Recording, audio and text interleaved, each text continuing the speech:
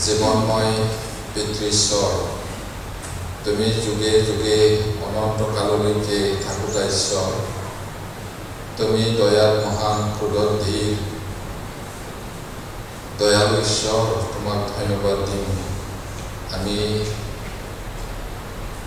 পাপতে জন্ম হৈ পাপতে জীয়াই থাকি পাপতে মৰি নৰকলৈ গ'লোহেঁতেন কিন্তু তুমি আমাক বিচাৰি পালা তোমাৰ একমাত্ৰ পুত্ৰ আমাৰ ত্ৰাণকৰ্তা প্ৰভু যীশুৰ তেজেৰে ধুই তোমাৰ সন্তান কৰিলা তাৰ বাবে ধন্যবাদ প্ৰভু আমি বৰ দুৰ্বল তুমি আমাক সহায় কৰা তোমাৰ লগত যেন আমি চলি যাব পাৰোঁ প্ৰাৰ্থনা কৰিছোঁ যিসকল ভাই আৰু ভনীয়ে পৰিচিত হৈ অনাই বনাই ফুৰি আছে আৰু তেওঁবিলাকে প্ৰভু জয় হ'ব পৰা নাই সহায় কৰা যাতে তেওঁলোকে জয় কৰি তোমালৈ ঘূৰি আহিব আৰু কোনোবা যদি বেমাৰত ভুগি আছে তুমি দয়া কৰি তেওঁলোকক সুস্থ কৰিবা আৰু কোনোবাই যদি আৰ্থিক অভাৱৰ কাৰণে খোৱা বোৱা কৰিব পৰা নাই তেওঁলোককো তুমি আহাৰ যোগোৱা পবিত্ৰ আত্মা ঈশ্বৰ শাস্ত্ৰীয় বচন বুজিবলৈ ইয়াত গোট খোৱা প্ৰতিজনক তুমি অনুগ্ৰহ দান কৰা আৰু মনবোৰ মুকলি কৰা এই সকলো প্ৰাৰ্থনা যীশু নামত খুজিছোঁ আমেন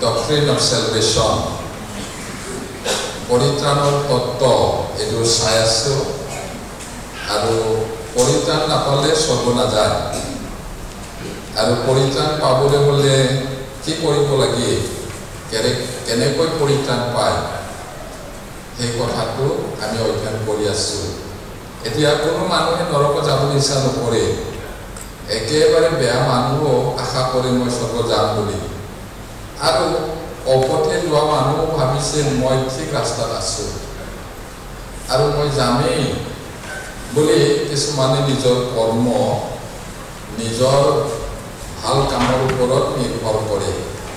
কিন্তু এই সকলোৰে দ্বাৰাই কোনেও স্বৰ্গ নাযাব। স্বৰ্গ ঈশ্বৰৰ ঘৰ আৰু ঈশ্বৰে কোৱা কথাটো মানিলেহে যাব। আৰু স্বৰ্গত যাবলৈ হ'লে পাপী মানুহ মৰা আত্মাই পুনৰ জি উঠিব লাগিব বুলি কৈছে। তাৰ অন্য উপায় নাই। এইটো মানুহৰ ভাৱনাৰে নহয়, এইটো ঈশ্বৰৰ কথা মতেহে হ'ব লাগিব। সেইটো কাৰণে বাইবেলত কি কৈছে? উপযুক্ত মন পালটনৰ উপযুক্ত ফলেৰে ফলৱান হোৱা, নহ'লে গছৰ গুৰিত কুঠাৰটো লাগি আছে। যি গছে ভাল গুটি নধৰে তাক কাটি পেলোৱা হ'ব। মন পালটনৰ উপযুক্ত ফলেৰে ফলৱান হ'ব লাগিব। এতিয়া মই নতুন জন্ম পাইছোঁ বুলি তাৰ নতুন জন্ম পোৱাৰ একো প্ৰমাণ নাই, একো ফলে নাই, তেনেকুৱাটো নহয় বুলি কৈছে। সেইটো কাৰণে মন পালটনৰ উপযুক্ত ফলেৰে ফলৱান হ'ব লাগিব, নহ'লে গছৰ গুৰিত কুঠাৰটো লাগি আছে। যি গছে ভাল গুটি নধৰে সেইটো কাটি পেলোৱা হ'ব। সেইটো যদি সঁচাকৈ মন পালটাইছে, যদি পৰিত্ৰাণ পাইছে, যদি সঁচাকৈ পৰিত্ৰাণ পাইছে, তেতিয়াহ'লে মন পালটনৰ যিটো ফল সেইটো ধৰিব লাগিব। আৰু যদি সঁচাকৈ মন পালটোৱা নাই, মন পালটনৰ উপযুক্ত ফল ধৰা নাই, তেতিয়াহ'লে এনেকুৱা গছটো কাটি পেলোৱা হ'ব। গছ মানে মানুহ, কুঠাৰ মানে মৃত্যু। মানুহৰ আপোনাৰ আৰু মৃত্যুৰ মাজত এঘাতহে বাকী, যিকোনো মুহূৰ্তত মৰি যাব পাৰে। সেইটো কাৰণে জীয়াই থাকোঁতে ঈশ্বৰৰ অনুগ্ৰহৰ বাতৰিটো শুনি সঁচা মন পালটন কৰিব লাগে, নহ'লে কুঠাৰটো লাগি আছে। আৰু আমি পাইছোঁ বাইবেলত কি কৈছে, এই বাইবেলৰ কথাটো মই পঢ়ি দিছোঁ ইয়াতে। লোক 3:8-9 মই পঢ়িছোঁ। এই হেতুকে মন পালটনৰ উপযুক্ত ফলেৰে ফলৱান হোৱা, আৰু অব্ৰাহাম আমাৰ পিতৃ এই কথা মনত নাভাবিবা হওক, কিয়নো মই তোমালোকক কওঁ, ঈশ্বৰে এই শিলবোৰৰ পৰাই অব্ৰাহামলৈ সন্তান উৎপন্ন কৰিব পাৰে। আৰু এতিয়াই গছৰ গুৰিত কুঠাৰ লাগি আছে। এই হেতুকে যি গছে ভাল গুটি নধৰে তাক কাটি জুইত পেলোৱা হয়। এতিয়া সেই সময়ত ইছৰাইলে অব্ৰাহামক লৈ অহংকাৰ কৰিছিলে। অব্ৰাহাম ঈশ্বৰৰ বন্ধু, আমি অব্ৰাহামৰ বংশ, নাতিপুতি, ল'ৰা ছোৱালী। আব্ৰাহাম ঈশ্বৰৰ বন্ধু হৈ যেতিয়া, আৰু আমি আব্ৰাহামৰ সন্তান সন্ততি যেতিয়া, আমিতো যামেই স্বৰ্গত, এই অহংকাৰটো আছিল। কিন্তু কি ক'লে? মন পালটনৰ উপযুক্ত ফলেৰে ফলৱান নহ'লে আব্ৰাহামৰ কাৰণে শিলবোৰৰ পৰাই বংশ উৎপন্ন কৰিব পাৰে। অহংকাৰ নকৰিবা বুলি। এতিয়াও বহুত মানুহ আছে নিজৰ ভাল কামক লৈ অহংকাৰ কৰে। মইতো জন্মৰ পৰাই খ্ৰীষ্টিয়ান বুলি অহংকাৰ কৰে। কিছুমানে আকৌ কি কয়, মই প্ৰচাৰ কৰিছোঁ, বেমাৰ ভাল কৰিছোঁ, আচৰিত কাম কৰিছোঁ, মইতো একো কৰা নাই, এই কথাটো লৈ অহংকাৰ কৰে। আৰু কিছুমানে মইতো পাষ্টৰ প্ৰচাৰকৰ পুতেক হয়, জীয়েক হয়, আমিতো যামেই। সেইটো নহয়, মন পালটাব লাগিব। তাৰপিছত তুমি সঁচাকৈ বিশ্বাসত আছানে নাই তাক পৰীক্ষা কৰা বুলি ঈশ্বৰে শাস্ত্ৰৰ যোগেদি কৈ আছে। সেইটোকো মই পঢ়ি দিছোঁ। 2 Korinthians 13:5। তোমালোক বিশ্বাসত আছানে নাই তাক জানিবলৈ নিজৰ পৰীক্ষা কৰা আৰু নিজৰ প্ৰমাণ চোৱা।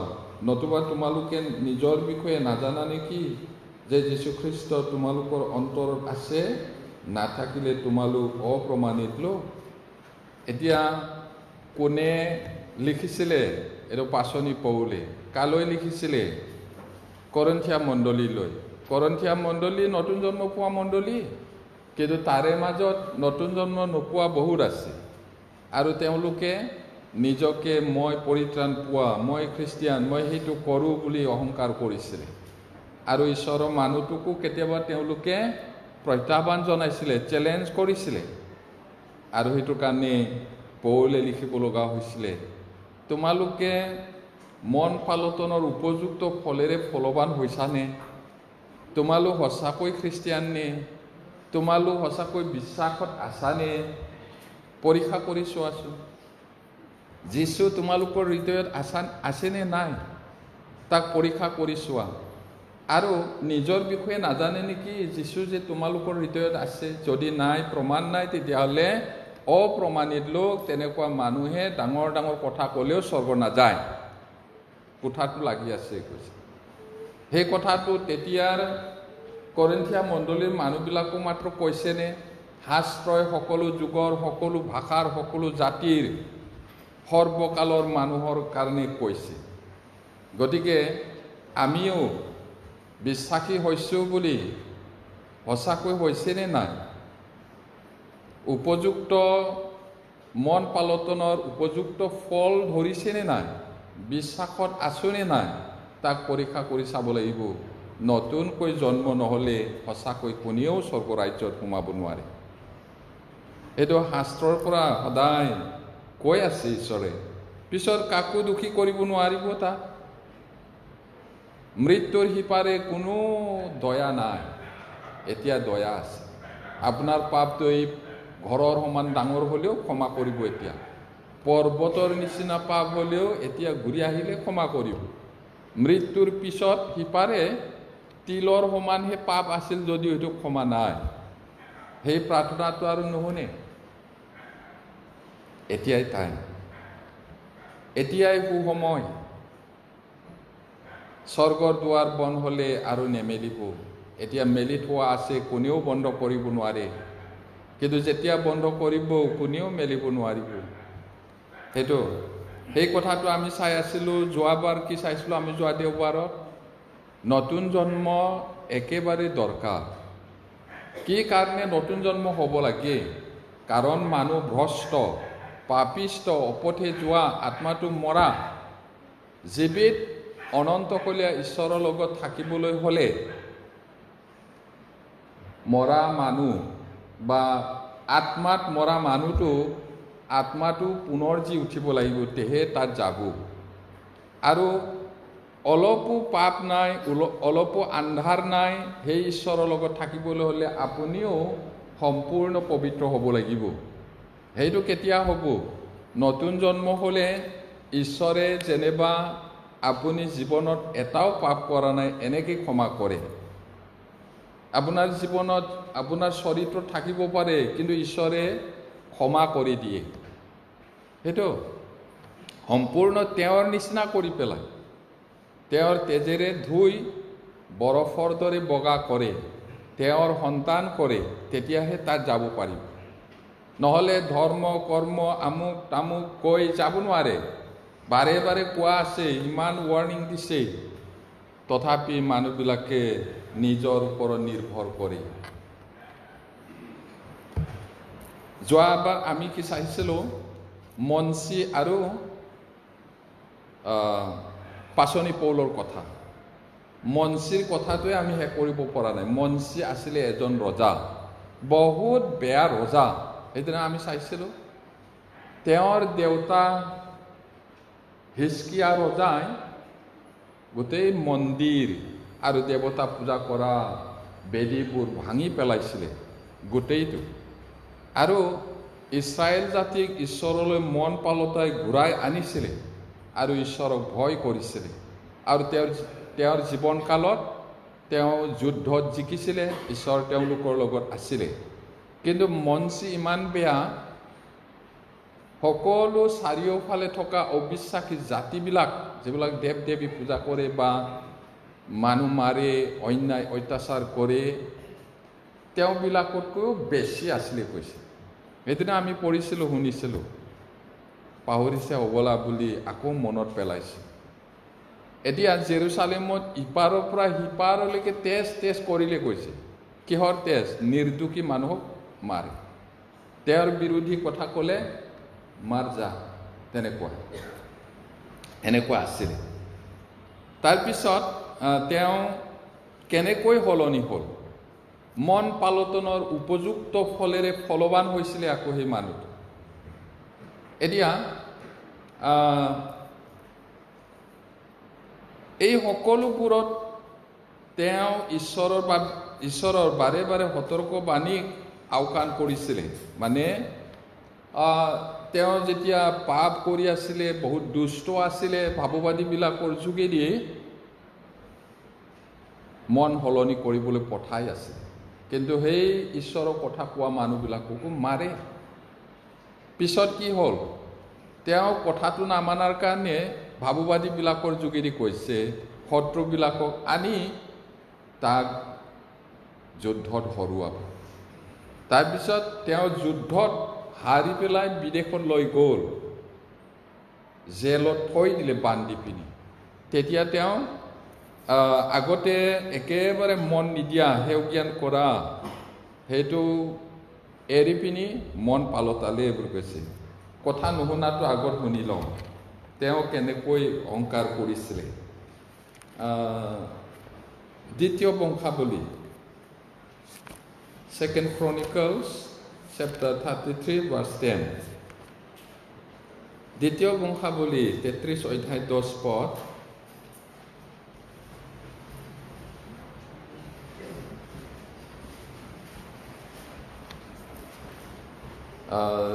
আমি 13 পদলৈকে পঢ়িলে ক্লিয়াৰ হ'ম। পঢ়িম। আৰু জিহুৱাই মনচিক ও তেওঁৰ লোকবিলাকক নানা কথা ক'লে, কিন্তু তেওঁবিলাকে তালৈ কাণ নিদিলে। এই হেতুকে জিহুৱাই তেওঁবিলাকৰ বিৰুদ্ধে অচুৰৰ ৰজা সেনাপতিবিলাকক আনিলে। তেওঁবিলাকে মনচিক ধৰি হাকুটা লগাই শিকলিৰে বান্ধি বাবিললৈ লৈ গ'ল। তেতিয়া সংকটত পৰি তেওঁ নিজৰ ঈশ্বৰ জিহুৱাৰ আগত মিনতি কৰিলে আৰু নিজ ওপৰ পিতৃবিলাকৰ ঈশ্বৰৰ আগত নিজকে অতিশয় নম্ৰ কৰিলে। আৰু তেওঁ ঈশ্বৰৰ আগত প্ৰাৰ্থনা কৰিলত ঈশ্বৰে তেওঁৰ প্ৰাৰ্থনা গ্ৰহণ কৰি তেওঁৰ বিনয় শুনি তেওঁ পুনৰাই তেওঁৰ ৰাজ্য জেৰুচালেমলৈ আনিলে। তেতিয়া জিহুৱাইহে যে ঈশ্বৰ তাক মনচিয়ে জানিলে। এতিয়া তেওঁ ইমান অহংকাৰী, নামানে। আছিৰিয়ানবিলাকক আনিলে ঈশ্বৰে আৰু তেওঁক যুদ্ধত হাৰিবলৈ দি হাকুটা লগাই শিকলিৰে বান্ধি বাবিললৈ লৈ গ'ল। বাবিলন বৰ্তমানৰ সেই ইৰাকটো, তালৈকে লৈ গ'ল, জেলত বান্ধি থৈ দিলে। তাৰপিছত কি হ'ল? তেওঁ একেবাৰে নম্ৰ হ'ল কৈছে, মন পালটন কৰিলে আৰু মন পালটনৰ উপযুক্ত ফলেৰে ফলৱান হ'ল। সি একেবাৰে মন পালটাইছে, পুৰা মন পালটাইছে। কি কৈছে ইয়াত? তেওঁ ঈশ্বৰৰ আগত প্ৰাৰ্থনা কৰিল, ঈশ্বৰে তেওঁৰ প্ৰাৰ্থনা গ্ৰহণ কৰি তেওঁৰ বিনয় শুনি তেওঁ পুনৰাই তেওঁৰ ৰাজ্য জেৰুচালেমলৈ আনিলে। আৰু কি কৈছে লাষ্টত? তেতিয়া জিহুৱাইহে যে ঈশ্বৰ তাক মনচিয়ে জানিলে আৰু মৃত্যুলৈকে তেওঁ ঈশ্বৰক ভয় কৰিলে। তেওঁ বন্দী কৰি লৈ গ'ল, জেলত থৈ দিলে, কাৰাগাৰৰ ভিতৰতে তেওঁ অনুতাপ কৰিলে, মন পালতাই ঈশ্বৰলৈ ক্ষমা খুজিলে আৰু তেওঁৰ প্ৰাৰ্থনা তেওঁক ঈশ্বৰে শুনিলে আৰু অনুগ্ৰহ কৰি তেওঁৰ ৰাজ্যলৈ আকৌ আনিলে। এতিয়া পৰিত্ৰাণ পোৱাৰ আগত আমাৰ স্বভাৱটোও তেনেকুৱাই হয়, সম্পূৰ্ণ। এতিয়া মন পালটনৰ পিছত বহুত বেয়া চৰিত্ৰটো মাৰি পেলাব লাগে। তাৰপিছত জীৱিত বলি স্বৰূপে নিজকে উৎসৰ্গ কৰিব লাগে। জীৱিত বলি,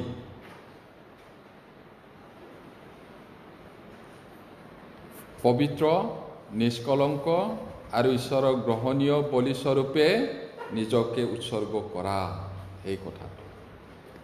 এতিয়া তেওঁ সঁচাকৈ মন পালতালে। আমি সঁচা মন পালতোৱা মানুহটো ফল ধৰিব লাগিব। মন পালটনৰ উপযুক্ত ফলেৰে ফলৱান হ'ব লাগিব। নহ'লে আমি অহংকাৰ কৰি থাকিলে শিলবোৰৰ পৰাই আব্ৰাহামলৈ বংশ উৎপন্ন কৰিব পাৰে কৈছিলে। তোমালোক আমি আব্ৰাহামৰ বংশ, ঈশ্বৰৰ মনোনীত জাতিৰ বংশ বুলি অহংকাৰ নকৰিবা। এই শিলৰ পৰাই ঈশ্বৰে আব্ৰাহামলৈ বংশ উৎপন্ন কৰিব পাৰে। সেইকাৰণে অনেক ইছৰাইলবিলাক পতন হ'ল। আচল আব্ৰাহামৰ বংশটো আমিহে হয়, শৰীৰৰ নহয়, আত্মাৰ। আব্ৰাহামে ঈশ্বৰৰ কথা বিশ্বাস কৰাৰ কাৰণে ধাৰ্মিক বুলি গণনা কৰিছে। এতিয়া আৰু আগত ভৱিষ্যতত যিবিলাকে ঈশ্বৰৰ কথাটো শুনি যীচুক বিশ্বাস কৰিব, তেওঁবিলাক আচল আব্ৰাহামৰ বংশ, শৰীৰৰ নহয়, আত্মাৰ। এতিয়া আমি তাৰ নগৰৰ চৌলৰ কথা চাওঁ হওক। এতিয়া চৌল, প্ৰথমত তেওঁৰ নামটো চৌল আছিলে, পিছত ঈশ্বৰক পোৱাৰ পিছত, পৰিত্ৰাণ পোৱাৰ পিছত পৌল। চৌল মানে মহান জনা, গ্ৰেট ওৱান। পৌল মানে সৰু। কেলে চৌল, কেলে পৌল হ'ল আকৌ? পৰিত্ৰাণ পোৱাৰ আগত বহুত অহংকাৰী চৌল, মহান। নামৰ অৰ্থটো মহান হয়, নিজেওতো মহান বুলি অহংকাৰ কৰিছে। এতিয়া সেই পৌলে যেতিয়া পৰিত্ৰাণ পোৱা নাই, তেতিয়া চৌল তেওঁ কি কৰিছিলে? প্ৰথমবাৰ মিছনাৰী শিল দলিয়াই মাৰিছিলে, মাৰি পেলালে। ষ্টিফান তেওঁৱে প্ৰথম প্ৰভুৰ কাৰণে শ্বহীদ হোৱা মানুহ। শুভবাৰ্তা প্ৰচাৰ কৰিবলৈ যাওঁতে সেই চৌল অতিশয় ক্ৰুদ্ধ হৈ খ্ৰীষ্টিয়ানবিলাকৰ বিৰুদ্ধে ধাৰণা কৰিছিল। আৰু সেই সময়ত ষ্টিফানৰ লগত, প্ৰচাৰক ষ্টিফানৰ লগত তেওঁবিলাক তৰ্ক বিতৰ্ক হ'ল যিহুদীবিলাক। আৰু ষ্টিফানে ইমান ভালকৈ আব্ৰাহামৰ পৰা যীচুলৈকে বুজাই দিলে, কিন্তু তেওঁবিলাকে বুজি নাপালে। একেবাৰে অহংকাৰেৰে পৰিপূৰ্ণ হৈ, খঙেৰে পৰিপূৰ্ণ হৈ শিল দলিয়াই ষ্টিফানক খেদি খেদি মাৰিলে। সেই সময়ত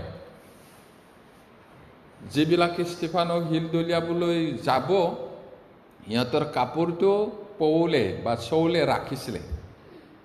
এতিয়া আকৌ আমাৰ যুগত এতিয়া ক'লে কি কাপোৰ ৰখিব লাগে, নহয় জানো? কি কাপোৰ ৰখিব, কি কথা আমি ইমান বুজি নাপাওঁ, নহয় জানো?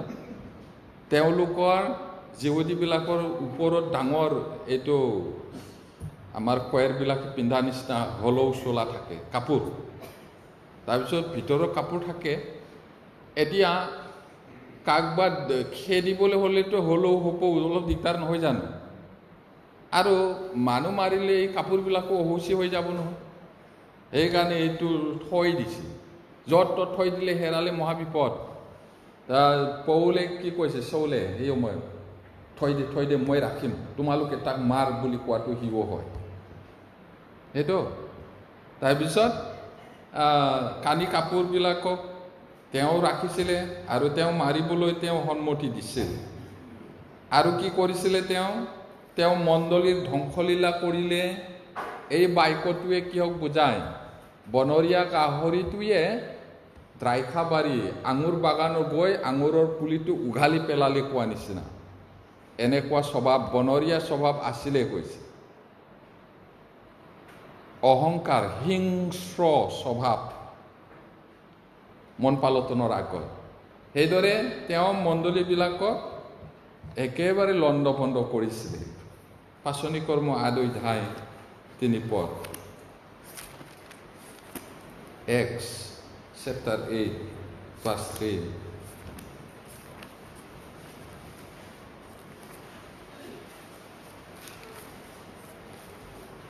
পাচনি কৰ্ম 8:3 পদ পঢ়িম। কিন্তু চৌলে ঘৰে ঘৰে সোমাই মুনি আৰু তিৰোতাবিলাকক বলেৰে ধৰি নি বন্দীশালত সোমাই দি মণ্ডলীৰ উৎপাত কৰিলে। চাওক, এইটো কোনোবাই যদি আঙুৰ খেতি ৰুই দিয়ে বা আমাৰ যুগত কি বুলি ক'ব, কোনোবাই জলকীয়া শাৰী শাৰী ৰুইছে, লাই বা কি বুলি কয় কবি চবি খেতি কৰিছে, তাক যদি বনৰীয়া গাহৰিয়ে উঘালি দিয়ে কেনেকুৱা হ'ব? গাহৰিৰ নিচিনা উগ্ৰ হৈ পিনি ঈশ্বৰে ৰোৱা দ্ৰাক্ষা বাৰীটো উঘালি দিছিলে। মই এই প্ৰকৃত দ্ৰাক্ষালতা তোমালোক ডাল কৈছেনে নাই? প্ৰভু যীশুৱে সেই ৰোৱা পুলিকেইটা বনৰীয়া গাহৰিৰ দৰে স্বভাৱ লৈ পৌলে উঘালি পেলাইছিলে, লণ্ড ভণ্ড কৰিছে, জেলত থৈ দিছে। তাৰপিছত তেওঁ বিভিন্ন নগৰত খ্ৰীষ্টিয়ানবিলাকক খেদি খেদি মাৰিছিলে। তাতে খ্ৰীষ্টিয়ানবিলাকৰ ঘৰ ঘৰ গৈ টানি চোচৰাই আনি মাৰি, অলপমান ভিজুৱেলাইজ কৰকচোন, অলপমান ভাবি চাওকচোন কেনেকুৱা। মৰমতে আনা নাই নহয়, টানি চোচৰাই ছোৱালী তিৰোতাবিলাক চুলিত ধৰি কেনেকুৱা হ'ব? মৰম দয়া নাই নহয়। এইদৰে আনিছিলে। সেই সময়তো খ্ৰীষ্টিয়ানবিলাকে কিমান ধৈৰ্য ধৰি আছিলে নিজৰে জাতি। সেই দিনটো এতিয়াও আছে, সেই হিংস্ৰ স্বভাৱটো এতিয়াও আছে মানুহৰ, নহয় জানো? ৰেডি হওক প্ৰিয়সকল, কালিলৈ হ'ব পাৰে সেইটো আমাৰ জীৱনত। সাহস কৰিব লাগিব, মৃত্যুলৈকে বিশ্বাসী হৈ থকা বুলি কৈছে। সেইটো তেতিয়াৰ কাহিনী, এতিয়া আমাৰ একো নাই নহয়। ৰেডি হ'ব লাগিব আমিও এই পৰিস্থিতিৰ কাৰণে। কিমান অন্যায় অত্যাচাৰ কৰিছিলে পৌলে। তেওঁ বিভিন্ন নগৰৰ খ্ৰীষ্টিয়ানবিলাক খেদি খেদি হত্যা কৰিছিলে। 22 অধ্যায় 5 পদ, 22, চেপ্টাৰ 22 ভাৰ্ছ 5।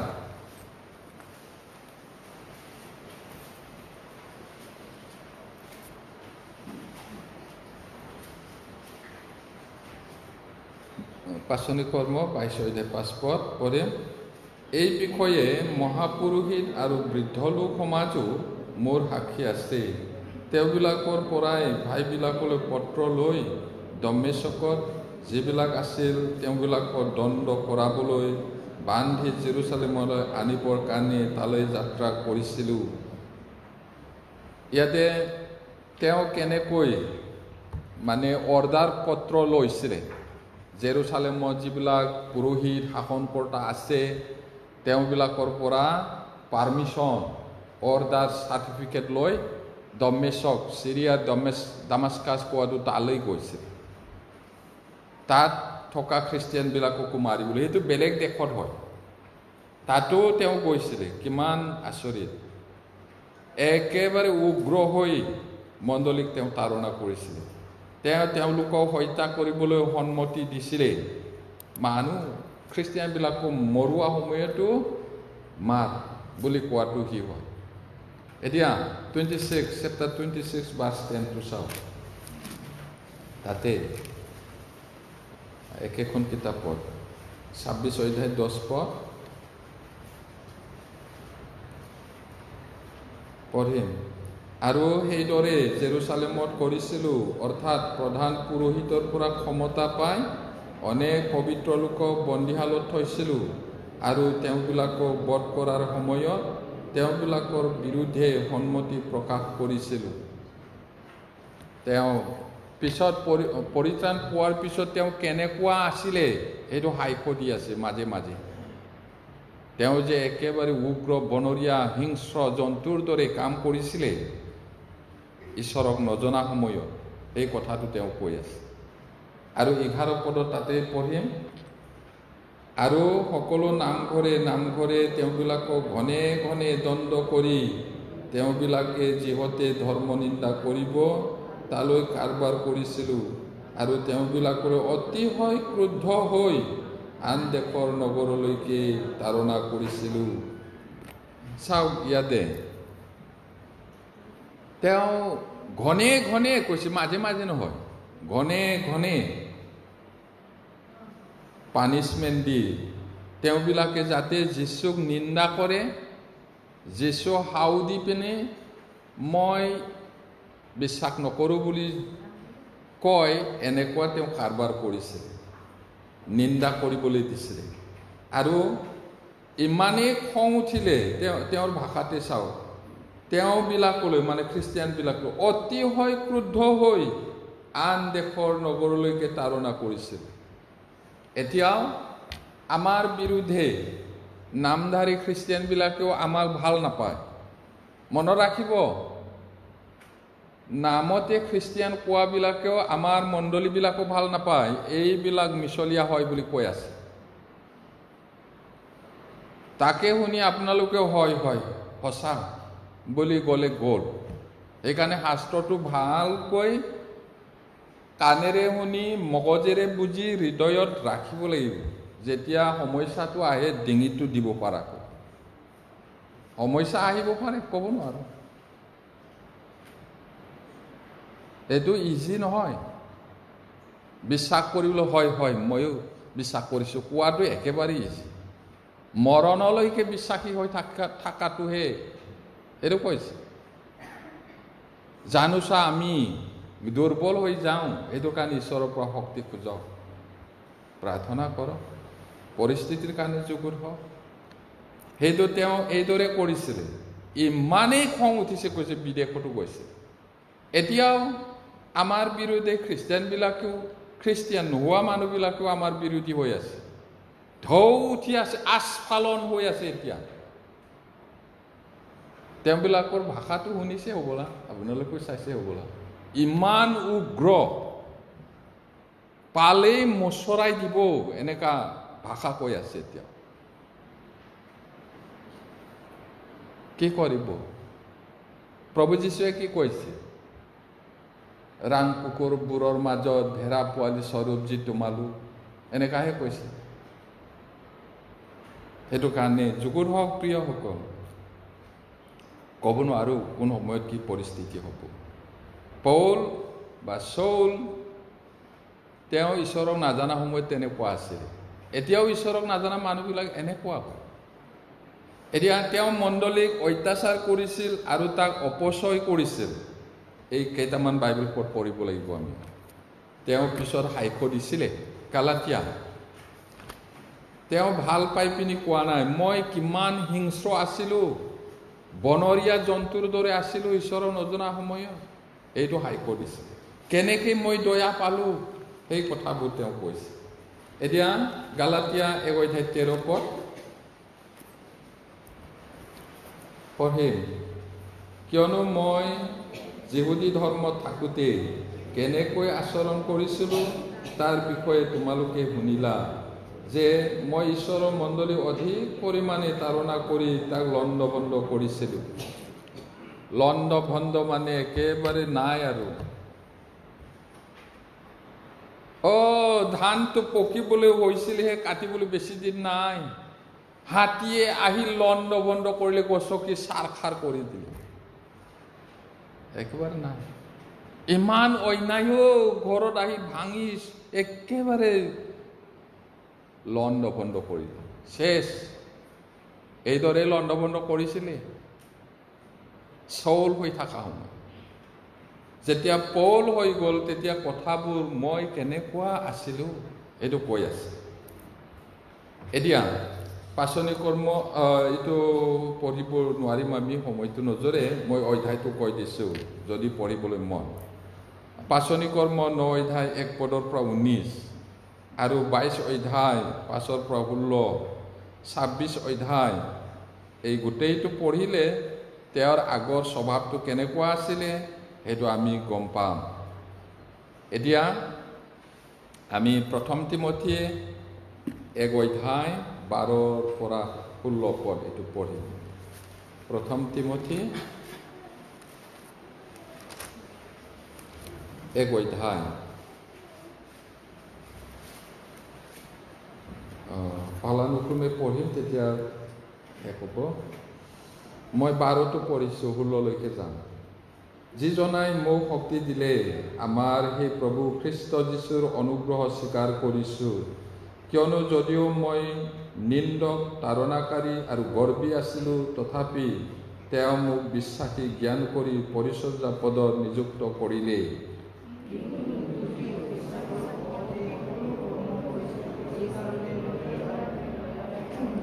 আৰু খ্ৰীষ্ট যীশুৰ সম্বন্ধীয় যি বিশ্বাস আৰু প্ৰেম, তাৰে হিতে আমাৰ প্ৰভুৰ অনুগ্ৰহ অতিশয় অধিক ৰূপে বাঢ়িল।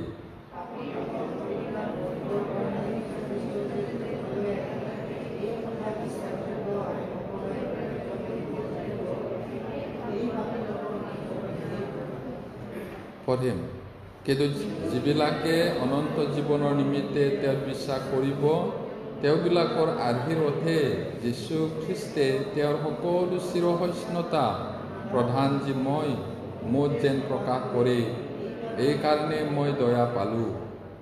চাওক কেনেকৈ তেওঁ পিছত ক'লে। এতিয়া যি সময়ত এইটো লিখিছে, বুঢ়া হ'ল আৰু জীৱন নৌকা মেলিবৰ সময় হ'ল বুলি কৈছিল। এতিয়া নতুন ডেকা ল'ৰা পাষ্টৰ তিমথিয়ক বুজাই আছে কেনেকৈ ঈশ্বৰৰ কাম কৰিব লাগে। এতিয়া ইয়াত যিজনাই মোক শক্তি দিলে, মানে ঈশ্বৰে তেওঁ শক্তি দিলে, আমাৰ সেই প্ৰভু যীশু খ্ৰীষ্টৰ অনুগ্ৰহটো স্বীকাৰ কৰিছোঁ মই, তেওঁ কৈছে। কিয়নো মই যদিও নিন্দক আছিলোঁ, তাৰণাকাৰী আছিলোঁ, গৰ্বী আছিলোঁ, তথাপি মোক বিশ্বাসী জ্ঞান কৰি তেওঁ পৰিচৰ্যা পদটো দিলে, এইটো কৈছে। আৰু তেওঁ কি স্বীকাৰ কৰিছে? 13 পদত, নুবুজি অবিশ্বাসৰ বশত সেই সকলো কৰ্ম কৰিছিলোঁ, এইকাৰণে মই দয়া পালোঁ। একেবাৰে জানা নাছিলে এই সময়ত। এতিয়া অতিশয় অধিক ৰূপে প্ৰভুৰ অনুগ্ৰহটো বাঢ়িলে, সেইকাৰণে তেওঁ পাপীবিলাকৰ মাজত ময়ে আচলটো বুলি স্বীকাৰ কৰিছে। ঈশ্বৰৰ পবিত্ৰ তেজেৰে কিনা মণ্ডলীক লণ্ড ভণ্ড কৰা, প্ৰচাৰকক মাৰি পেলোৱা, এইবিলাকত মই সন্মতি দিছিলোঁ। মোৰ দৰে পাপী কোন আছে? ময়ে আচলটো। তাৰপিছত কি কৈছে? মোৰ দৰে পাপীয়ে উগ্ৰ বনৰীয়া স্বভাৱৰ, হিংস্ৰ স্বভাৱৰ মানুহটোৱে যদি পৰিত্ৰাণ পায়, তেতিয়াহ'লে পৃথিৱীত যিমান মানুহে তেওঁৰ ওচৰত আহিব সকলোৱে পাব যীশু সঁচাকৈ পাপীবিলাকৰ কাৰণে আহিছিলে। এইটো সাক্ষ্য দিছে আৰু সেই কথাটো সকলোৱে গ্ৰহণ কৰিব লাগে বুলি তেওঁ কৈছে। সেইটো তাৰপিছত কিন্তু যিবিলাকে অনন্ত জীৱনৰ নিমিত্তে তেওঁ বিশ্বাস কৰিব, যিবিলাকে বিশ্বাস কৰিব, তেওঁবিলাকৰ আৰ্হিৰ কাৰণে যীশুখ্ৰীষ্টে তেওঁৰ সকলো চিৰসহিষ্ণুতা, ঈশ্বৰ যে চিৰসহিষ্ণু, সেইটো পৌলৰ জীৱনত প্ৰকাশ পাইছে। তেওঁ যদি ধৈৰ্যশীল নহ'লেহেঁতেন, প্ৰচাৰকো মাৰা সময়ত তাকো মাৰিব পাৰে। মণ্ডলী লণ্ড ভণ্ড বাৰে বাৰে পানিছমেণ্ট দিয়া সময়তো সি মাৰিব পাৰে। কেলে নামাৰিলে? ধৈৰ্য। সেই ধৈৰ্যটো পৌলত প্ৰকাশ পাইছে। ইয়াতে কৈছে, মোত যেন প্ৰকাশ কৰে, এইকাৰণে মই দয়া পালোঁ। এতিয়া আমিও দয়া পাইছোঁ, আমিও দয়া পাইছোঁ। এতিয়া তেওঁ আগত কেনেকুৱা আছিলে, এতিয়া কেনেকুৱা হ'ল, এইটো আমি চাব বিচাৰিছোঁ। এতিয়া দমেশ্বক খ্ৰীষ্টিয়ানবিলাকক মাৰিবলৈ গৈছিলে, দামাস্কাছ, অসমীয়াত দমেশ্বক কৈছে। এইটো আছে এতিয়াও, একো সলনি হোৱা নাই। চিৰিয়া দেশৰ ৰাজধানী দামাস্কাছ এইটোৱে, তাতে আহিছে। এতিয়া অত্যাচাৰ কৰিবলৈ যাওঁতে স্বৰ্গীয় পোহৰে তেওঁ চকুটো অন্ধ কৰি পেলালে। ঘোঁৰাৰে নিজৰ লগৰীয়াবিলাকৰ লগত তাৰণা কৰিবলৈ খট খট খট কৰি কিমান দৌৰি গৈছিলে বোলা, ধূলি উৰুৱাই। তাতে তৎক্ষণাত বেলিতকৈও বেছি পোহৰ হৈ যীশুৱে দেখা দিলে। তাৰপিছত পৰি থাকিল। এতিয়া পাচনি কৰ্ম 9 অধ্যায়।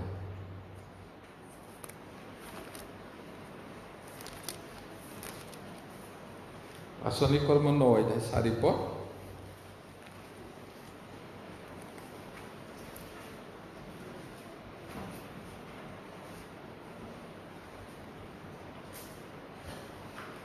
তিনি পদ 4 পদ আমি পঢ়িম।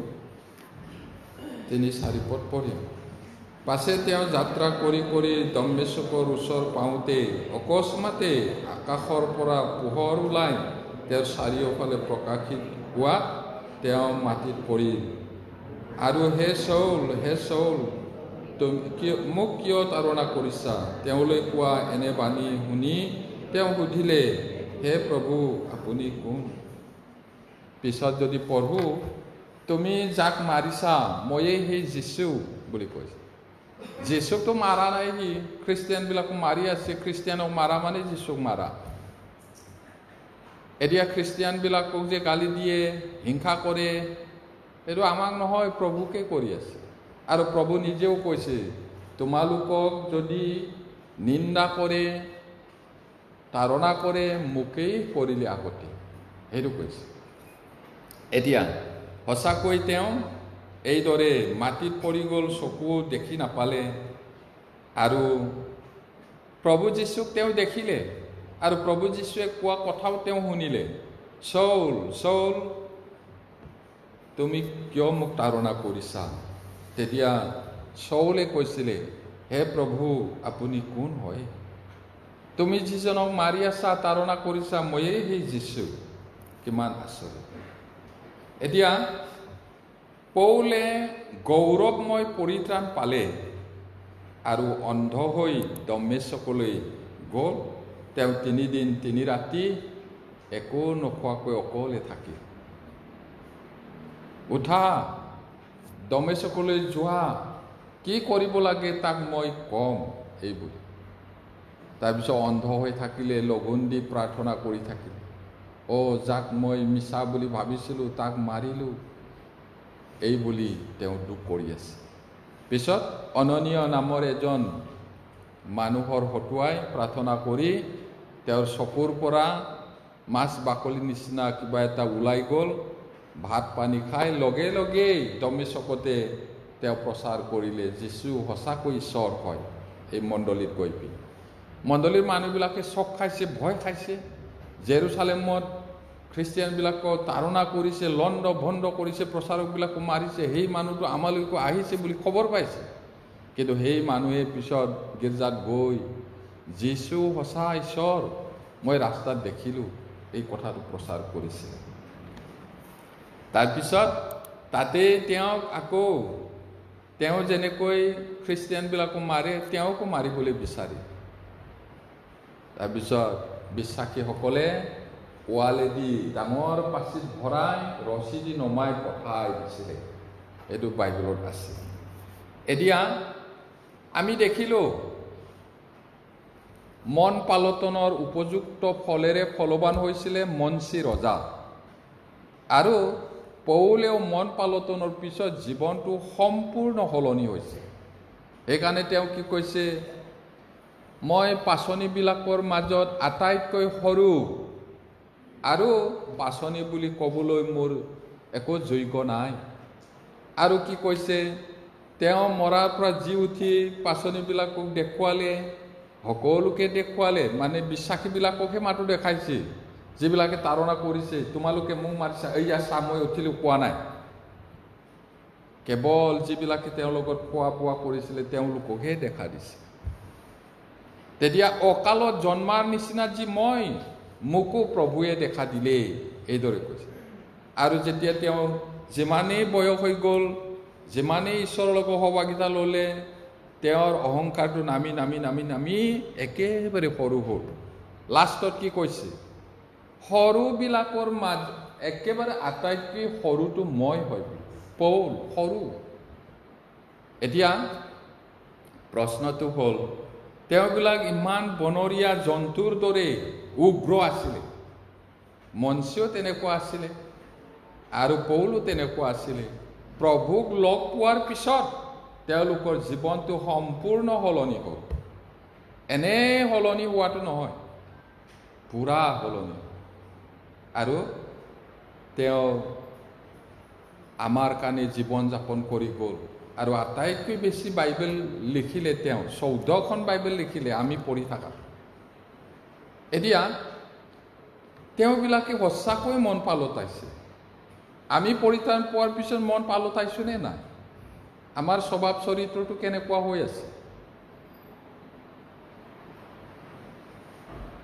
গীৰ্জা প্ৰাৰ্থনাত নাহে দূৰতে থাকি মণ্ডলীত বোলে এনেকুৱা হৈছে তেনেকুৱা হৈছে কিয় হৈছে বুলি কৈ থাকে শুনিবলৈ পাইছোঁ মণ্ডলীত বোলে বহুত গণ্ডগোল বুলি মইতো দেখাই নাই গণ্ডগোল হোৱা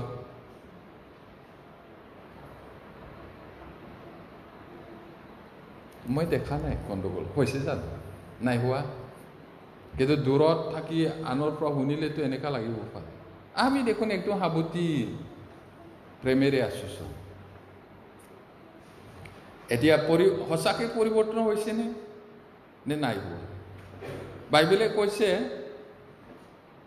বিশ্বাসত আছানে নাই পৰীক্ষা কৰি চোৱা নতুবা তোমালোকে নাজানা নেকি যীশুখ্ৰীষ্ট তোমালোকৰ হৃদয়ত আছে যদি নাই অপ্ৰমাণিত লোক তেতিয়াহ'লে বেগাই মন পালতাই ঘূৰি আহক মন পালটনৰ উপযুক্ত ফলেৰে ফলৱান হোৱা নহ'লে গছৰ গুৰি কুঠাৰটো লাগি আছে যি গছে ভাল গুটি নধৰে তাক কাটি জুইত পেলোৱা হ'ব ফল ধৰা মানে সঁচা মন পালটন ঈশ্বৰৰ বাক্যটো শুনি সঁচাকৈ মন পালতাই গ্ৰহণ কৰা নতুন জন্ম হোৱা সেইটো কৈছে এতিয়া আমি জানিলোঁ তেওঁলোকৰ জীৱনত সম্পূৰ্ণ পৰিৱৰ্তন হৈছিলে এতিয়া নতুন সৃষ্টিৰ ফল কেনেকুৱা হ'ব লাগিব নতুন জন্মটো পালোঁ তাৰপিছত কেনেকুৱা হ'ব লাগে মানুহ এইটো চাব বিচাৰিছোঁ এতিয়া দুবাৰ জন্ম হোৱা ব্যক্তিজনে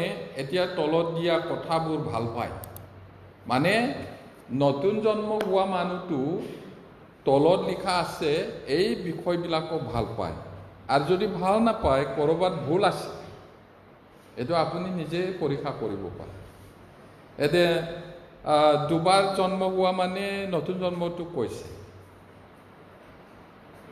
এতিয়া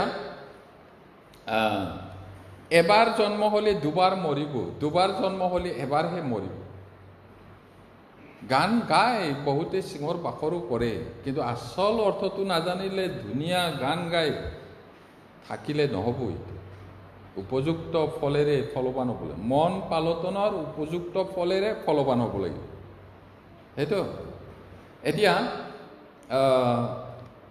দুবাৰ জন্ম হ'লে মানে এবাৰ মাৰ গৰ্ভৰ পৰা আমি জন্মিলোঁ এই শৰীৰত এইটো মাত্ৰ যদি জন্ম হয় দুবাৰ মৰিব শৰীৰত মৰিব এবাৰ আত্মাটো ঈশ্বৰৰ পৰা পৃথক হ'ব নৰকত অনন্তকাল মৰি থাকিব মৰা মানে নাইকিয়া হৈ নাযায় সেইটো অনন্তকাল অস্তিত্বটো থাকিব কিন্তু দুবাৰ যদি জন্ম হয় মাৰ পেটৰ পৰা শৰীৰটো জন্ম হ'লোঁ ঈশ্বৰৰ বাক্য পবিত্ৰ আত্মাৰ পৰা আমাৰ আত্মাটো নতুন জন্ম হ'ল তেতিয়াহ'লে সেই মানুহটো এই শৰীৰটো মাত্ৰ মৰিব আত্মাটো নমৰে সেইটো এতিয়া দুবাৰ জন্ম পোৱা মানুহটো তলৰ বিষয়বিলাকক ভাল পায় আমি ভাল পাওঁনে প্ৰিয়সকল আন নতুন জন্ম পোৱা খ্ৰীষ্টিয়ান ভাই ভনীবিলাকক ভাল পায় আপুনি ভাল পায়নে নাপায় তাক চাওক বাইবেলটো চাওক প্ৰথম যোহন সঁচা মন পালটোৱা মানুহটো পৰিত্ৰাণ পোৱা মানুহটো সেইটো ভাল পাই কৈছে আন খ্ৰীষ্টিয়ানবিলাকক মানে পৰিত্ৰাণ পোৱা ভাই ভনীবিলাকক ভাল পায় প্ৰথম যোহন 3:14 1 John chapter 3 verse 14 পঢ়িম আমি ভাইবিলাকক প্ৰেম কৰাৰ কাৰণে মৃত্যুৰ পৰা জীৱনলৈ পাৰ হ'লোঁ ইয়াকে জানো যিকোনোৱে প্ৰেম নকৰে তেওঁ মৃত্যুত থাকে আচৰিত কথা কৈছে বাইবেলত ঈশ্বৰৰ মানুহবিলাকৰ ভিতৰত যোহনৰ নিচিনা ঈশ্বৰৰ প্ৰেমক বুজি পোৱা হয়তো কোনো বেছি নাই যোহনে হাড়ে হিমজুৱে বুজিছিলে ঈশ্বৰৰ প্ৰেম বহুত আছে ইয়াতে আমি ভাইবিলাকক প্ৰেম কৰাৰ কাৰণে মৃত্যুৰ পৰা জীৱনলৈ পাৰ হ'লোঁ যিকোনোৱে প্ৰেম নকৰে তেওঁ মৃত্যু থাকে। মৃত্যু থাকে মানে পৰিত্ৰাণ পোৱা নাই, মৃত্যুতে আছে। পৰিত্ৰাণ পোৱা মানে আন্ধাৰৰ পৰা পোহৰলৈ পাৰ হ'ল, শয়তানৰ ৰাজ্যৰ পৰা ঈশ্বৰলৈ পাৰ হ'ল, মৰাৰ পৰা জীৱনলৈ পাৰ হ'ল। আৰু যদি প্ৰেম কৰিব নোৱাৰে সি মৃত্যুতে আছে, মানে পৰিত্ৰাণ পোৱা নাই। তাৰপিছত একেটা কিতাপতে আমি পঢ়িম, যীশুক ভাল পাব, যীশুৰ দ্বাৰাই যিবিলাক পৰিত্ৰাণ পায় তেওঁলোককো ভাল পাব, মৰম কৰিব বুলি কৈছে। 5 অধ্যায় 1-2 পদ পঢ়িম। যীশু যে সেই অভিষিক্ত জনা, ইয়াক যিকোনোৱে বিশ্বাস কৰে তেওঁ ঈশ্বৰৰ পৰা জন্ম পোৱা, আৰু যিকোনোৱে জন্ম দিওঁতাক প্ৰেম কৰে তেওঁ তেওঁৰ পৰা জন্ম পোৱা জনাকো প্ৰেম কৰে। আমি যেতিয়া ঈশ্বৰক প্ৰেম কৰোঁ আৰু তেওঁৰ আজ্ঞা পালন কৰোঁ, তেতিয়া ঈশ্বৰৰ সন্তানবিলাকো যে প্ৰেম কৰোঁ ইয়াকে জানো। কিমান ধুনীয়াকৈ কৈছে তেওঁ নতুন জন্ম পোৱা ভাই ভনীবিলাকলৈ লিখিছে যে এতিয়া যীশু অভিষিক্ত, মানৱ জাতিক মুক্তি দিবলৈ তেওঁ এদিন আহি মৰিব, এইটো অভিষেক কৰি থোৱা। সেই কথাটো যিজনে বিশ্বাস কৰে তেওঁ ঈশ্বৰৰ পৰা জন্ম পাইছে, এই জন্ম পোৱা মানুহ। আৰু যিকোনোৱে জন্ম দিওঁতা প্ৰেম কৰে, যদি যীশুক প্ৰেম কৰে, যীশুৱে জন্ম দিয়া, যীশুৰ তেজেৰে জন্ম পোৱা মানুহটোকো মৰম কৰিব। এইটো কৈছে, ভাল পাব। এইটো কৈছে আমি যেতিয়া ঈশ্বৰক প্ৰেম কৰোঁ আৰু তেওঁৰ আজ্ঞা পালন কৰোঁ, তেতিয়া ঈশ্বৰৰ সন্তানবিলাককো প্ৰেম কৰোঁ ইয়াকে জানো। আমি ঈশ্বৰৰ কথাটো মানি চলোঁ বুলি কৈ মণ্ডলীৰ ভাই ভনীবিলাকক যদি ঘিণ কৰে তেতিয়াহ'লে সেইটো ভুল আছে। এইটো সঁচা, নতুন জন্ম পোৱা মানুহটোক প্ৰেম কৰে। নতুন জন্ম দিওঁতা ঈশ্বৰক যদি প্ৰেম কৰে, তেওঁৰ পৰা জন্ম পোৱা ভাই ভনীকো প্ৰেম কৰে, মৰম কৰে, সেইটো কৈছে।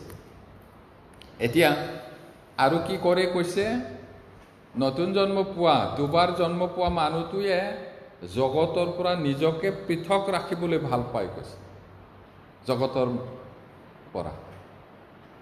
আৰু এই জগতৰ বিষয়বিলাকো ভাল নাপায়। আৰু যদি ইয়াতে লেটি পেটি হৈ আছে, এদিন সিফালে ভালকৈ থাকে, আকৌ ইফালে আহিলে ইয়াত বহুত ভাল, সেইটো নহয়। জগতৰ পৰা নাৰীটো কাটিব লাগিব।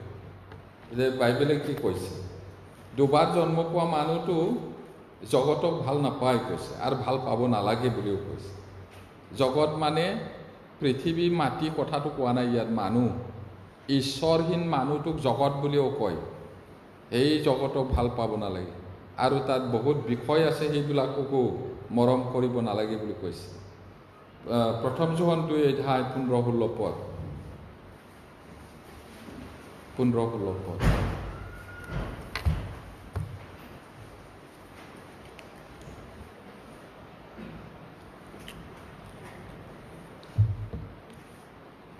পঢ়িম। তোমালোকে জগতক বা জগতত থকা বিষয়বোৰক প্ৰেম নকৰিবা। কোনোৱে যদি জগতক প্ৰেম কৰে তেন্তে পিতৃৰ প্ৰেম তেওঁৰ অন্তৰত নাই। কিয়নো জগতত যি সকলো আছে, অৰ্থাৎ মাংসৰ অভিলাষ, চকুৰ অভিলাষ, জীৱনকালৰ গৰ্ব, এইবোৰ পিতৃৰ পৰা উৎপন্ন নহয়, জগতৰ পৰাহে হয়। চাওক, আমাক কৈছে ইয়াতে ভালকৈ মনত ৰাখিব লাগে, অলৰেডি নতুন জন্ম পোৱাবিলাককহে পত্ৰটো লিখিছে এইটো, আৰু কৈছে তোমালোকে জগতক বা জগতত থকা বিষয়বোৰক প্ৰেম নকৰিবা। কোনোবাই যদি প্ৰেম কৰে তেতিয়াহ'লে ঈশ্বৰৰ মৰমটো তেওঁৰ হৃদয়ত নাই, এইটো কৈছে।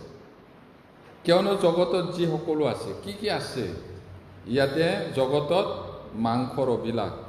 মাংস মানে এই শৰীৰ মাংসটো কোৱা নাই, পাপ স্বভাৱৰ লোকটো। পাপ স্বভাৱে পাপটো কৰিবলৈহে উদগনি দিয়ে, মন যায়, পাপৰ জাগাত যাবলৈ মন যায়, সেইটো।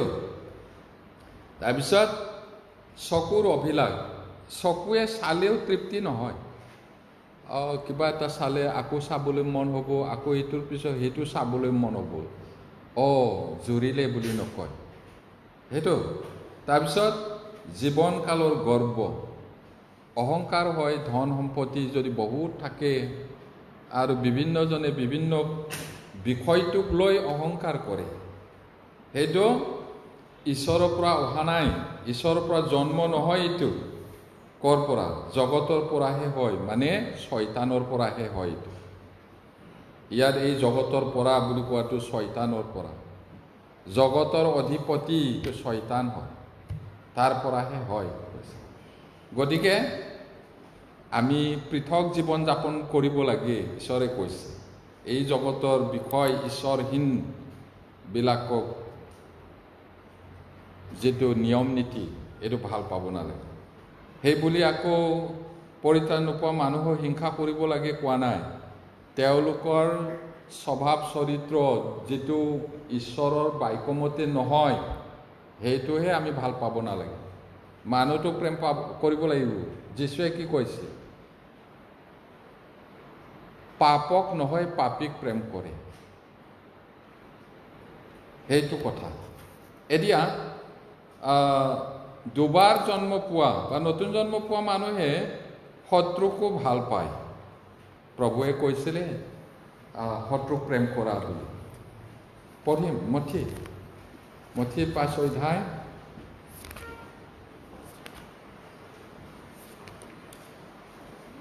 43 পৰা 45 পদ। Matthew 5:43 to 45।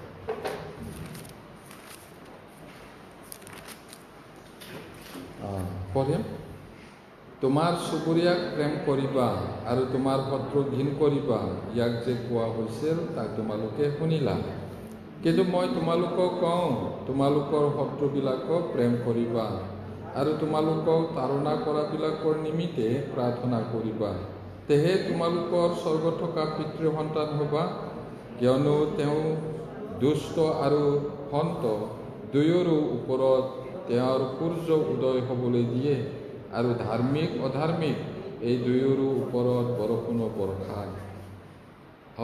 পুৰণি নিয়মত বেলেগ আছিলে। পুৰণি নিয়মত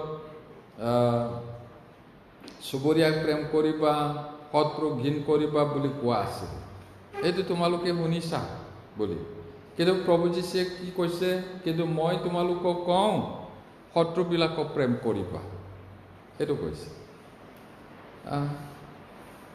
প্ৰেম কৰিবা আৰু তোমালোকক যিবিলাকে তাড়না কৰে তেওঁবিলাকৰ কাৰণে প্ৰাৰ্থনা কৰিবা। আমাৰ প্ৰভুৱে কথা মাত্ৰ নকয়, কাম কৰে। যিটো কৈছিলে তাক তেওঁ কৰি গৈছে। শত্ৰুক প্ৰেম কৰিবা বুলি কোৱাটো তেওঁ সঁচাকৈ প্ৰেম কৰি দেখালে। ক্ৰুচত তেওঁ গজালেৰে মাৰি আছে, তথাপি তেওঁলোকৰ কাৰণে প্ৰাৰ্থনা কৰিছে। হে আব্বা পিতৃ, এওঁবিলাকক ক্ষমা কৰা, এওঁবিলাকে কি কৰিছে তাক নাজানে। তেওঁ কৈছে শত্ৰুক প্ৰেম কৰা, শত্ৰুৰ কাৰণে প্ৰাৰ্থনা কৰিবা বুলি কৈছে। তেওঁ নিজে কৰি গৈছে। আৰু তেওঁ কি ক'লে? তেহে তোমালোকৰ স্বৰ্গত থকা পিতৃৰ ল'ৰা ছোৱালী হ'বা, কাৰণ স্বৰ্গীয় ঈশ্বৰে এইদৰে ক্ষমা কৰিছে নিজেই। তেতিয়াহে তোমালোক স্বৰ্গত থকা পিতৃৰ সন্তান হ'বা, কিয়নো তেওঁ দুষ্ট আৰু ধাৰ্মিক এই দুয়োৰো ওপৰত বেলিটো উদয় হ'বলৈ দিয়ে আৰু ধাৰ্মিক অধাৰ্মিকৰ ওপৰত ৰদ বৰষুণ এইটো দিয়ে, খাদ্য শস্য দিয়ে। কিমান আচৰিত কথা প্ৰভুৱে কৈছে। এতিয়া আৰু কি ভাল পাই কৈছে? দুবাৰ জন্ম পোৱা মানুহটো শত্ৰুক প্ৰেম কৰিব লাগে আৰু ঈশ্বৰৰ বাক্যটো ভাল পায়। কিছুমানে কমপ্লেইন কৰে, কেতিয়াবা ইমান দেৰিকৈ কথা কৈ থাকে বুলি। আমি ইমান দেৰি নকওঁ, আগতেতো 2 ঘণ্টা কৰিছিল, আজিকালি ইমান কৰা নাই। হ'লেও শুনি থাকিলে বেয়া নালাগে, কিন্তু আপুনি যদি ঈশ্বৰক ঈশ্বৰক আৰু ঈশ্বৰৰ কথাটো মৰম নকৰে, ভাল নাপায়, এটা আমনি লাগে। সেইটো আমি দুবাৰ জন্ম হোৱা মানুহটো ঈশ্বৰৰ বাক্যটো ভাল পাই কৈছে। আৰু গীত ৰচকৰ সাক্ষ্যটো আমি চাওঁ হওক, সঁচাকৈ পৰিত্ৰাণ পোৱা মানুহে ঈশ্বৰৰ বাক্যটো ভাল পায়। Psalms 119, গীতমালা 119, এইটো মেলি থ'ব, চাই গৈ থাকোঁ। প্ৰথম 24 পদ, গীতমালা 119, 24 পদ পঢ়িম। তোমাৰ সাক্ষ্যবোৰ মোৰ আনন্দ আৰু মোৰ মন্ত্ৰী। মন্ত্ৰীয়ে পৰামৰ্শ দিয়ে কাম কৰে। ইয়াতে তোমাৰ সাক্ষ্যবোৰ, এই 119 নম্বৰটো ঈশ্বৰৰ বাক্য হয়। ইয়াতে ইব্ৰী ভাষাত যিমান আখৰ আছে সিমানটা হয়। ইয়াতে অসমীয়াত 26টা আখৰ, ইংলিছত সেইদৰে সিহঁতৰো আছে। প্ৰথমৰ পৰা যিমানটো আখৰ আছে সিমানটো আছে। প্ৰথমটো আলেফ কৈছে, দ্বিতীয়টো বেইত, গোটেই বিষয়টো বাক্য হয়। এতিয়া আমি যিটো 24 পদ পঢ়িলোঁ, সাক্ষ্যবোৰ মানে ঈশ্বৰৰ বাক্যই হয়। এইটো বেলেগ বেলেগ কৈছে, বাক্য বুলিও কয়, সাক্ষ্য বুলিও কয়, বিধান বুলিও কয়। এইটো মনত ৰাখিব। গীত ৰচকে কৈছে তোমাৰ সাক্ষ্যবোৰ মানে ঈশ্বৰৰ বাক্যবোৰ মোৰ আনন্দ আৰু মোৰ মন্ত্ৰী। মন্ত্ৰীয়ে প্ৰধানমন্ত্ৰীক বহুত পৰামৰ্শ দিয়ে কাম কৰে, বাক্যও এনেকুৱা কাম কৰে। এতিয়া 40 পদ পঢ়িম, অলপ বেগাই বেগাই যাম। চোৱা, মই তোমাৰ আদেশবোৰলৈ হাবিয়া কৰিছোঁ, তোমাৰ ধাৰ্মিকতাৰ দ্বাৰাই মোক পুনৰাই জিওৱা। এতিয়া ইয়াতে চাওক, আদেশ এইটো ঈশ্বৰৰ বাক্যই হয়। এতিয়া আমি ঈশ্বৰক জনা মানুহবিলাকে, নতুন জন্ম পোৱাবিলাকে হাবিয়া কৰিব লাগে ঈশ্বৰৰ বাক্য। আৰু 47 পদ 47, তোমাৰ যি আজ্ঞা মই ভাল পাওঁ সেইবোৰত মই হৰ্ষিত হ'ম। ঈশ্বৰৰ বাক্যত হৰ্ষিত হয়। আমি ঈশ্বৰৰ বাক্যত হৰ্ষিত হোৱা উচিত, আনন্দ কৰা উচিত। 48 পদ, তোমাৰ যি আজ্ঞাবোৰ মই ভাল পাওঁ সেইবোৰৰ নিমিত্তে মই হাত মেলিম আৰু মই তোমাৰ আদেশবোৰ ধ্যান কৰিম। প্ৰাৰ্থনা কৰিব, ঈশ্বৰৰ বাক্যটো ধ্যান কৰিব, ভাল পায়। তাৰপিছত 72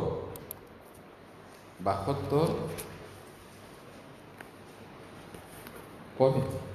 হাজাৰ হাজাৰ সোণ আৰু ৰূপতকৈও তোমাৰ মুখৰ ব্যৱস্থা মোলৈ বহুমূলীয়া। এতিয়া হাজাৰ হাজাৰ সোণ, মানুহ, আমাৰ ভাৰতৰ মানুহটো বোলে সোণটো বেছি ভাল পায়, সোণৰ কাৰণে বলিয়াৰ নিচিনা হৈ যায় বুলি কৈছে। এতিয়া ইয়াত গীত ৰচকে কৈছে হাজাৰ হাজাৰ সোণ আৰু টকাতকৈও তোমাৰ মুখৰ ব্যৱস্থা মানে ঈশ্বৰৰ কথা, সেইটো কৈছে। মোলৈ বহুমূলীয়া, এই বুলি তেওঁ সাক্ষ্য দিছে। আপোনাৰ কাৰণে কোনটো বেছি বহুমূলীয়া, সোণ ৰূপ টকা পইচা নে ঈশ্বৰৰ বাক্য? এতিয়া 97, মই তোমাৰ ব্যৱস্থা কেনে ভাল পাওঁ, ওৰে দিনটো সেয়ে মোৰ ধ্যানৰ বিষয়। আমি ব্যস্ততাৰ মাজতে কাম কৰি থাকোঁতে ঈশ্বৰৰ কথাটো ভাবি চাইছোনে? অভ্যাস কৰিব লাগিব ভাবিবলৈ। গীৰ্জাত সিদিনা ঈশ্বৰৰ কথাটো শুনিছিলোঁ এইটো, আৰু সেইটো মই আজি ৰাতিপুৱা পঢ়িছিলোঁ সেইটো, এনেকুৱা ভাবিব লাগিব, ধ্যান কৰিব লাগিব। গোটেই কথা নহয়, কিবা এটা অধ্যায়, কিবা এটা পদ সেইটো লৈ। ইয়াতে গীত ৰচকে কৈছে তেওঁ ভাল পায়। 103 পদ পঢ়িম। তোমাৰ বাক্য মোৰ জিভাত কেনে মধুৰ লাগে, সেয়ে মোৰ মুখত মৌৰ পোহতকৈও সোৱাদ লাগে। দুবাৰ জন্ম পোৱা মানুহ ঈশ্বৰৰ বাক্যটো মধুৰ লাগে, মিঠা লাগে, মোৰ বাহাতকৈও ভাল লাগে, সোৱাদ লাগে কৈছে পৰিত্ৰাণ পোৱা মানুহক। 111 পদ, মই তোমাৰ সাক্ষ্যবোৰ চিৰকাললৈকে মোৰ আধিপত্য বুলি গ্ৰহণ কৰিলোঁ, কিয়নো সেইবোৰ মোৰ মনৰ হৰ্ষজনক। এতিয়া সাক্ষ্য মানে ঈশ্বৰৰ বাক্য, এইটো চিৰকাললৈকে মোৰ সম্পত্তি বুলি গ্ৰহণ কৰিলোঁ আৰু সেইবোৰ মোৰ মনৰ কাৰণে আনন্দজনক। কোনটো আপুনি গ্ৰহণ কৰিছে? ইয়াতে টকা পইচা, মান সন্মান, জ্ঞান বুদ্ধি, ঘৰ বাৰী আটাইবোৰ থাকিব, ঈশ্বৰৰ বাক্য আৰু আপোনাৰ বিশ্বাসটোহে যাব তাত। কোনটো গোটাইছে আপুনি? ইয়াতে গীত ৰচকে সঁচাকৈ সেইটো সম্পত্তি বুলি গ্ৰহণ কৰিছে, থাকিব সেইটো। 113, দুই মনৰ লোকক মই ঘিণ কৰোঁ, কিন্তু তোমাৰ ব্যৱস্থাক মই প্ৰেম কৰোঁ। গীত ৰচকে দুই মনৰ মানুহক ঘিণ কৰিছোঁ বুলি কৈছে, কিন্তু ঈশ্বৰৰ বাক্যটো হ'লে প্ৰেম কৰোঁ। এতিয়া দুবাৰ জন্ম পোৱা মানুহটো ভাল পায়। 127 পদ, এই হেতুকে সোণ আৰু শুদ্ধ সোণতকৈও তোমাৰ আজ্ঞাবোৰ ভাল পাওঁ। নতুন জন্ম পোৱা মানুহে সোণ ৰূপতকৈ ঈশ্বৰৰ বাক্য আজ্ঞাটো ভাল পায়। এতিয়া 129, তোমাৰ সাক্ষ্যবোৰ আচৰিত, এই হেতুকে মোৰ মনে সেইবোৰ পালন কৰে। ঈশ্বৰৰ বাক্যটো বহুত আচৰিত আৰু সেইকাৰণে নতুন জন্ম পোৱা মানুহে পালন কৰে। 140, তোমাৰ বাক্য অতি শুদ্ধ, এই নিমিত্তে তোমাৰ দাসে তাক প্ৰীতি কৰে। ইয়াত কোনো ভেজাল নাই, ঈশ্বৰৰ বাক্যত একো ভেজাল নাই, তাতে একেবাৰে শুদ্ধ আৰু সিদ্ধ, ভুল নহয়। 143, দুখ আৰু ক্লেশে মোক ধৰিলে, তথাপি তোমাৰ আজ্ঞাবোৰ মোৰ হৰ্ষজনক। জীৱনত দুখ আহিব, ক্লেশ আহিব কেতিয়াবা। বহুত মানুহে, বহুত প্ৰচাৰকে যীচুক বিশ্বাস কৰি খুজিলে যিটো মন যায় তাকে দিব, খোজাতেহে পাবা বুলি অৰ্থটো ক'ৰবাত কৈছে, ক'ৰবাত ক'ত কৰি পিনি শিক্ষা দি আছে। বহুত আছে, মনতে পালো বুলি ক'বা, তেতিয়া পাবই পাব বুলি। এইটো বিশ্বাসেৰে প্ৰাৰ্থনা কৰাৰ কথাটো কৈছে। যদি মনতে পালো বুলি ভাবে, ধনী হ'বলৈ হ'লে ঈশ্বৰে ধনী কৰিবই, এনেকুৱা বিপৰীত কথা কৈ আছে। কিন্তু প্ৰভু যীশুৱে কি কৈছে? জগতত তোমালোকৰ ক্লেশ আছে, কিন্তু নিৰ্ভয় হোৱা, ময়ে জগতক জয় কৰিম। আৰু এতিয়া কি কৈছে ইয়াত? কিমান আছিলে? 143। ইয়াতে দুখ আৰু ক্লেশে মোক ধৰিলে, দুখ ক্লেশ আহিব কেতিয়াবা, তেতিয়াও কি কৰিব কৈছে? তথাপি তোমাৰ আজ্ঞাবোৰ মোৰ হৰ্ষজনক। বেমাৰ আহিব পাৰে, বিপদ আহিব পাৰে, হ'লেও সেইটো ঈশ্বৰৰ বাক্যটো মোৰ কাৰণে আনন্দজনক, ভাল বুলি কৈছে। তাৰপিছত 159, চোৱা মই তোমাৰ আদেশবোৰ কেনে প্ৰীতি কৰোঁ, হে জিহুৱা তোমাৰ দয়া অনুসাৰে মোক পুনৰাই জিহুৱা। কিমান ভাল ঈশ্বৰৰ বাক্যটো। তাৰপিছত 62 পদ, 162, বহুত লুদ্ৰব্য পোৱাজনৰ নিচিনাকৈ মই তোমাৰ বাক্যত হৰ্ষ কৰোঁ। এতিয়া আগৰ দিনৰ ক'ৰবাত যুদ্ধ কৰিলে হাৰা দেশৰ পৰা ধন সম্পত্তি, কাপোৰ কানি, গৰু ছাগলী, ভেড়া গাধ লৈ আহিছিলে, জয় আনন্দ কৰি একেবাৰে খাই বৈ ফূৰ্তি কৰি ভগাই লয়। এতিয়াও আধুনিক যুগতো যুদ্ধ কৰি যদি কোনোবা দেশ হাৰি যায়, তাৰ ক্ষমতাটো সিহঁতৰ আগত যায় হাতত, তাৰপিছত তাত তেল, কয়লা, সোণৰ খনি এইবিলাক লৈ যায়। এতিয়া এই গীত ৰচকে কি কৈছে? নতুন জন্ম পোৱা মানুহটো কি হয় বুলি কৈছে ইয়াতে? বহুত লুদ্ৰব্য পোৱাজনৰ নিচিনাকৈ মই তোমাৰ বাইকত হৰ্ষ কৰোঁ। নতুন জন্ম পোৱা, দুবাৰ জন্ম পোৱা মানুহটো এই জগতৰ বিষয়বস্তু নহয়, ধন সম্পত্তি নহয়, ঈশ্বৰৰ বাইকতহে আনন্দ কৰে, ভাল পায়, সেইটো কৈছে। এতিয়া 65 পদ তলত, যিবিলাকে তোমাৰ ব্যৱস্থাক প্ৰেম কৰে তেওঁবিলাকৰ পৰম শান্তি হয়, তেওঁবিলাক উজুতি খোৱাৰ কোনো কাৰণ নাই। নহ'বনে প্ৰিয়সকল?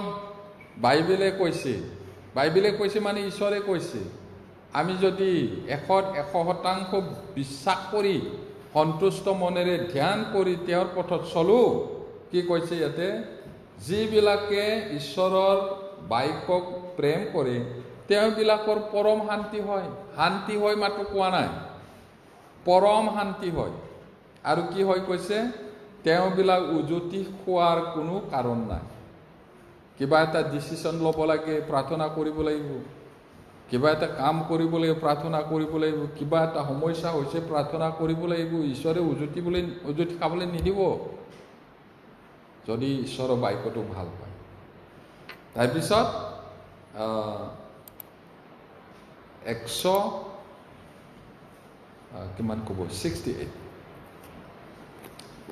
68 পঢ়িম। মই তোমাৰ আদেশ আৰু সাক্ষ্যবোৰ পালন কৰিলোঁ, কিয়নো মোৰ সকলো পথ তোমাৰ সাক্ষাতে আছে। আমি ঈশ্বৰৰ বাক্যবোৰ পালন কৰি যাওঁ হওক। আৰু নতুনকৈ জন্ম হোৱা বা দুবাৰ জন্ম হোৱা মানুহটোক কি কৰিবলৈ কৈছে? বাইবেলে কৈছে ঈশ্বৰে মিহলি নোহোৱা আত্মিক গাখীৰলৈ হাবিয়া কৰা বুলি কৈছে। 1 পিতৰ 2:2 পদ।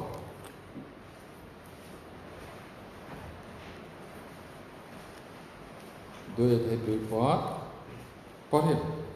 তেন্তে সকলো হিংসা, সকলো ছল, কপট, অসূয়া আৰু সকলো পৰচৰ্চা দূৰ কৰি নতুনকৈ জন্মা শিশুবিলাকৰ দৰে মিহলি নোহোৱা আত্মিক গাখীৰলৈ হাবিয়া কৰা। ওপৰৰ 5টা বিষয় আছে। নতুন জন্ম হ'লেও এনেকুৱা স্বভাৱটো থাকে, হ'লেও এইটো দূৰ কৰা বুলি কৈছে। নতুনকৈ জন্মা কেঁচুৱাৰ নিচিনা মিহলি নোহোৱা আত্মিক গাখীৰ, সেইটো হাবিয়া কৰা। মিহলি হোৱাও আছে, যধে মধে ইউটিউবত, টিভিৰ পৰা, কিবাৰ পৰা ডাউনলোড কৰি শুনি থাকিলে বেমাৰে পাব। আপোনাৰটোৱে মাত্ৰ ভাল নেকি? আপোনাৰটোৱে মাত্ৰ শুনিব লাগে নেকি? এনেকুৱা প্ৰশ্ন হ'ব পাৰে। বাইকমতে কৈছে না নাই সেইটো চাওঁ, নহ'লে আপুনি বিপথে পৰিচালিত হ'ব পাৰে। মই কোৱা নাই মোৰটো মাত্ৰ ভাল বুলি। নতুন জন্ম পোৱা পাষ্টৰ বহুত আছে আমাৰ, তেওঁলোকৰ পৰা শুনিব পাৰে যাৰটো মন হয়। ইংলিছত শুনিবলৈ মন হ'লে মহান মহান পাষ্টৰ আছে আমাৰে, তেওঁলোকৰ পৰা শুনিব পাৰে। অসমীয়াৰ হ'লে আছে, শুনিব পাৰে। মই কোৱা নাই মোৰটো মাত্ৰ শুনিব লাগে। কিন্তু এই জগতৰ অনেক ধৰণৰ এপালিতে 100টা বেমাৰ ভাল হ'ব কোৱা নিচিনা শিক্ষাটো শুনি থাকিলে বেমাৰ হ'ব আপোনাৰ আত্মিক জীৱনত। এতিয়া মিহলি হোৱা গাখীৰ আছে, নহ'লে নকলেহেঁতেন। মিহলি নোহোৱা আত্মিক গাখীৰলৈ হাবিয়া কৰা। আৰু যদি আপুনি ডাইৰেক্ট ৰাতিপুৱা পঢ়ে, একেবাৰে গৰম গৰম পুৰি খোৱা নিচিনা পাব নিজে ডাইৰেক্ট। কিছুমান মাকে ল'ৰাটো ছোৱালীটো ডাঙৰ হ'লেও ক্লাছ 5লৈ গ'ল, খাবই নাজানে নহয় ছোৱালীটো, খুৱাই থাকে। ভাল না বেয়া? কিছুমান আছে। আকৌ কিছুমানে মই কি সৰু ল'ৰা নেকি সদায় চামুচৰ মুদি থাকে বুলি মই নিজে খাম, খায়। কোনটো ভাল? মৰম কৰিছে বুলি এনেকুৱা মৰম কৰি জানে? আপোনাৰ মাথাত উঠিব এদিন, মাথাত উঠি যেতিয়া হাহাকাৰ হ'ব, কান্দিব তেতিয়া। সেইটো মৰম নহয়।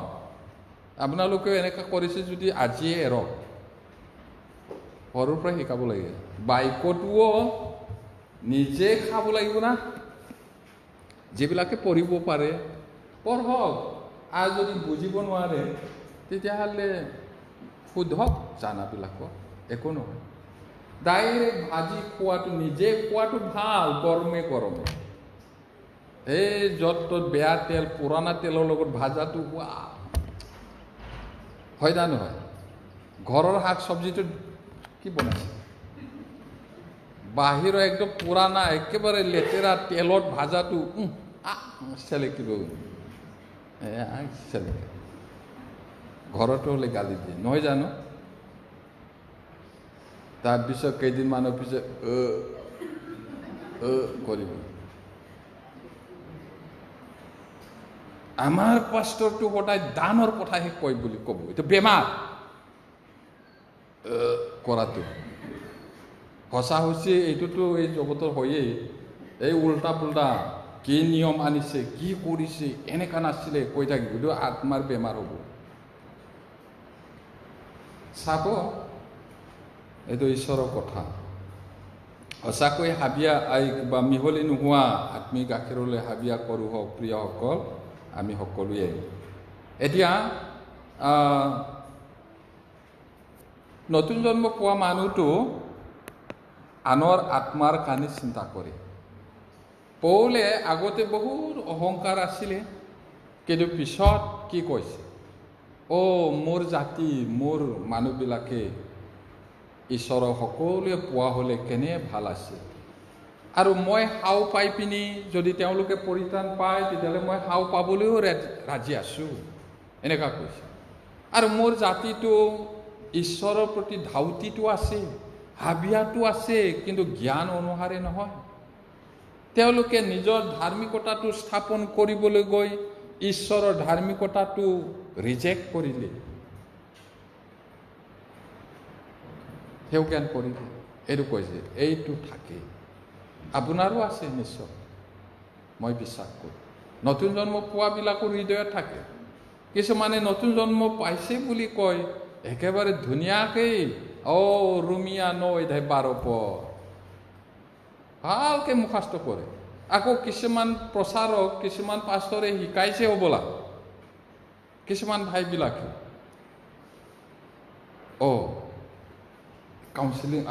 কাউন্সিলিং কৰাৰ পিছত, চেমিনাৰ পিছত হাইকোৰ্ট দিবলৈ সুধিব দেই, এইটো পদটো ক'ব, এইটো পদটো ক'ব, এনেকৈ ক'ব বুলি। ডেঞ্জাৰ আছে। কেতিয়াবা আকৌ কিছুমানে কি কৰে, ছোৱালীটো ভাল পালে কিন্তু কাউন্সিলিং কৰিব লাগিব, নতুন জন্ম নাপালে নহ'ব বুলি আনিলে। কাউন্সিলিং কৰিলে বুজি পাইছোঁ বুলি, দেওবাৰৰ সাক্ষ্য দিব লাগে দেই বুলি। ভাল পোৱা ল'ৰাটোৱে ইব্ৰী 9:12 পদ মুখস্থ কৰ, যি 44:22 পদ, ইব্ৰী 10:22 পদ, এই ধুনীয়াকৈ মুখস্থ কৰিলে। তাৰপিছত আহি একেবাৰে সুন্দৰকৈ ক'লে, কিছুমানে চকু টুকিব, ইমান ভালকৈ বুজি পালে। পিছত 2 মাহ 3 মাহ 6 মাহ কালাৰটো ওলাই গ'ল। তাৰপিছত নাই, পিছত নকৰিব প্ৰিয়সকল এইটো, নহ'লে মণ্ডলী বেমাৰটো সোমাই থাকিব। বুজি পোৱা নাই, প্ৰাৰ্থনা কৰিব, আকৌ কাউন্সিলিং কৰিব, আকৌ প্ৰাৰ্থনা কৰিব, শিকাবলৈ দৰকাৰ নাই। কেলে শিকায়? বুজা নাই ক'লেতো বিয়াটো নহ'ব পাৰে। মহাবিপদ। প্ৰিয় ভাই ভনীসকল, প্ৰাৰ্থনা কৰক যিবিলাক উপযুক্ত হৈছে বিয়া পাতিবলৈ, উপযুক্ত কইনা পাবলৈ, উপযুক্ত ল'ৰা পাবলৈ। এতিয়া ঢেৰ আছে, সেই বাংগালোৰ, দিল্লী, মুম্বাই, আসামত, মণিপুৰত নতুন জন্ম পোৱাটো বিচাৰক। আৰু যদি নাপায় থাকক, প্ৰাৰ্থনা কৰক। এনেই নকৰিব, ধেমালি নহয় এইটো। আটাইতকৈ বেছি সমস্যাটো ক'ত? বিয়া বাৰু। ইমান কৈ থাকোঁ আকৌ পলাইয়ে গ'ল বুলি। আকৌ বাইবেল মতেতো মণ্ডলী বাহিৰ কৰিবই লাগিব। আকৌ সেইটো কৰা সময়ত নাযাওঁ যা এইটো গীৰ্জাত, মই বেলেগত সোমাম। এইটো নতুন জন্ম পোৱাৰ কালাৰটো ওলাই গ'ল। আমাৰ ল'ৰা ছোৱালীবিলাকো শিকাওক, আৰু যিবিলাক উপযুক্ত হৈছে প্ৰাৰ্থনা কৰক ভালকৈ। আৰু যদি নামানে তেতিয়াহ'লে আপুনি ঈশ্বৰৰ হয় না নহয় ঈশ্বৰেহে জানিব। সেইটো এতিয়া অন্যৰ আত্মাৰ কাৰণে চিন্তা কৰে এই বাইবেল পদটো পঢ়িব। আৰু কেইটামান ৰোমিয়া 9 অধ্যায়, Romans chapter 9 verse 1 to 3 পঢ়িম। মই খ্ৰীষ্টৰ অধীনে হয়তো কওঁ, মিছা নকওঁ, আৰু মোৰ বিবেকীয় পবিত্ৰ আত্মাৰ অধীনে মোৰ পক্ষে সাক্ষ্য দিছে যে মোৰ হৃদয় অতি দুখ আৰু নিৰন্তৰ যাতনা হৈছে, কিয়নো যিবিলাক শৰীৰৰ সম্বন্ধে মোৰ স্বজাতীয়, মোৰ সেই ভাইবিলাকৰ নিমিত্তে মই নিজেই খ্ৰীষ্টৰ পৰা সাব্যস্ত হ'বলৈ ইচ্ছা কৰিব পাৰিলোহেঁতেন। আমি অথনি পালোঁ তেওঁৰ স্বভাৱটো কেনেকুৱা আছিলে, বনৰীয়া গাহৰিৰ নিচিনা, জন্তুৰ নিচিনা উগ্ৰ আছিলে। ঈশ্বৰে ৰোৱা দ্ৰাক্ষাবাৰীৰ পুলিটো উঘালি পেলাইছিলে সি। এতিয়া কি হ'ল? এতিয়া পৰিত্ৰাণ পোৱাৰ পিছত তেওঁৰ হৃদয়টো কেনেকুৱা হ'ল?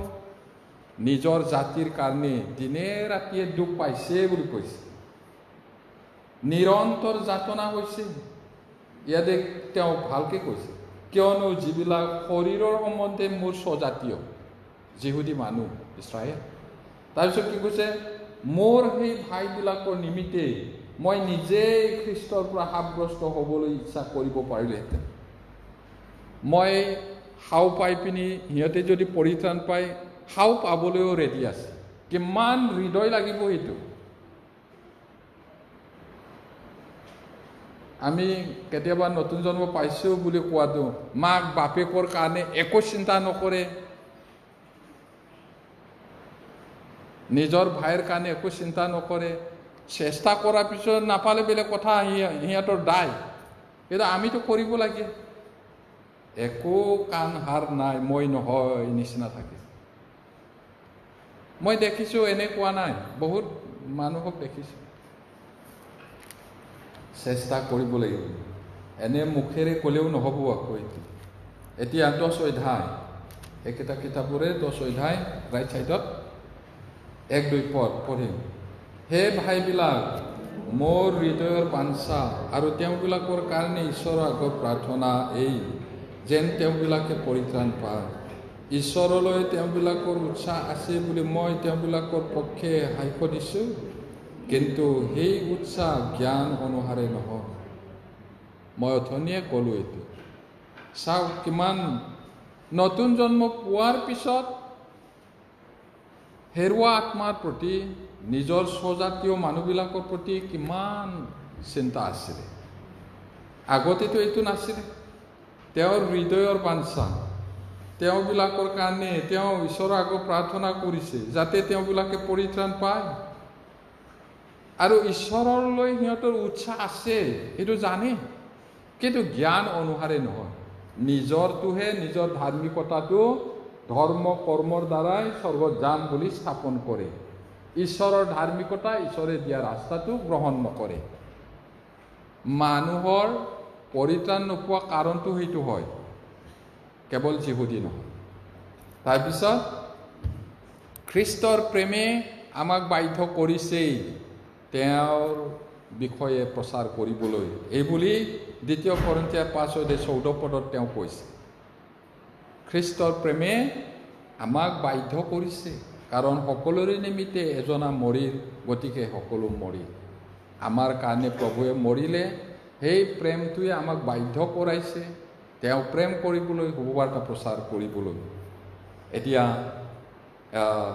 আমি শেষ বাইবেল পদ পঢ়িম। শেষ বাইবেল পদ বুলি ক'লে বহুত আনন্দ হৈ কৈছে নহয়, পঢ়িম। কিমান? এফিচিয়া 5:19-20 পদ।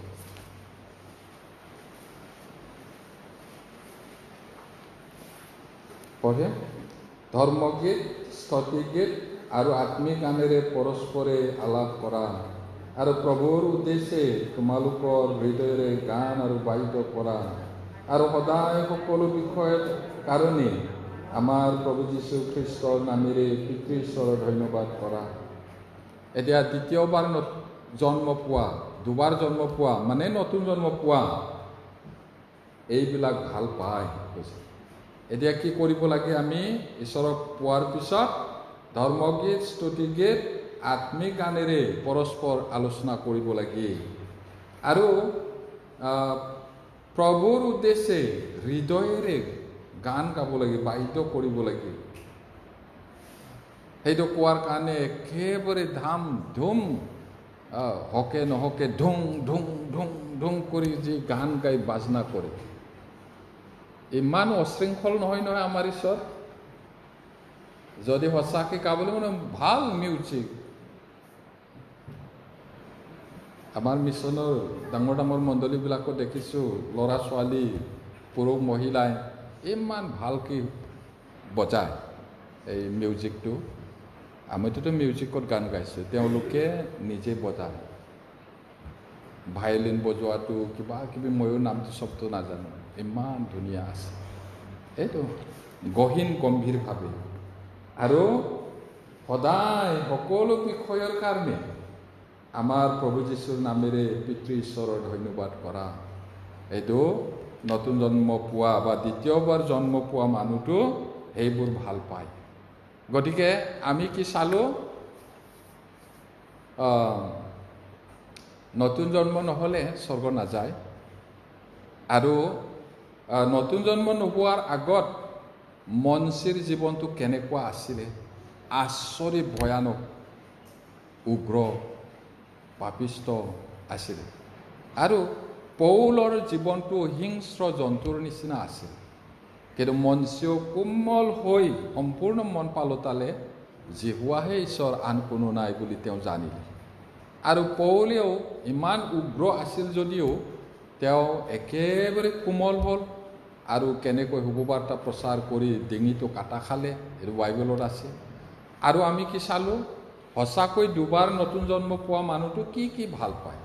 বিশেষকৈ ঈশ্বৰৰ কথা বাইবেলটো ভাল পায় আৰু ঈশ্বৰক ভাল পায়, ঈশ্বৰৰ পৰা জন্ম পোৱা ভাই ভনীটোকো ভাল পায়। এইটো আমি আজি চালোঁ। ঈশ্বৰে আশীৰ্বাদ কৰক। প্ৰাৰ্থনা কৰোঁ। স্বৰ্গত থকা পিতৃ ঈশ্বৰ, তোমাৰ আচৰিত বাক্যবোৰৰ কাৰণে ধন্যবাদ।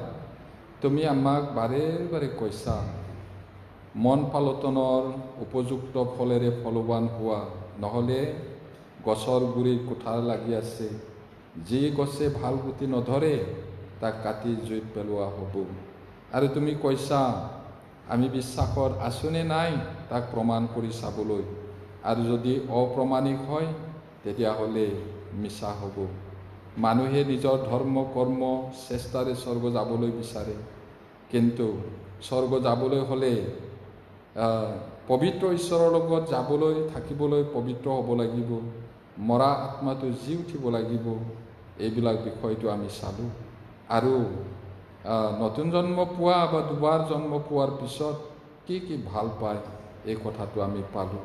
গতিকে আমি জীয়াই থকা দিনখিনিত ধৰ্মগীত, স্তুতি গীত গান কৰি পৰস্পৰে আলাপ কৰিবলৈ তুমি সহায় কৰা প্ৰভু।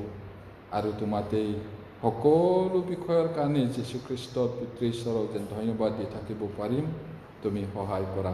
প্ৰাৰ্থনা যীশু নামত খুজিছোঁ। আমেন।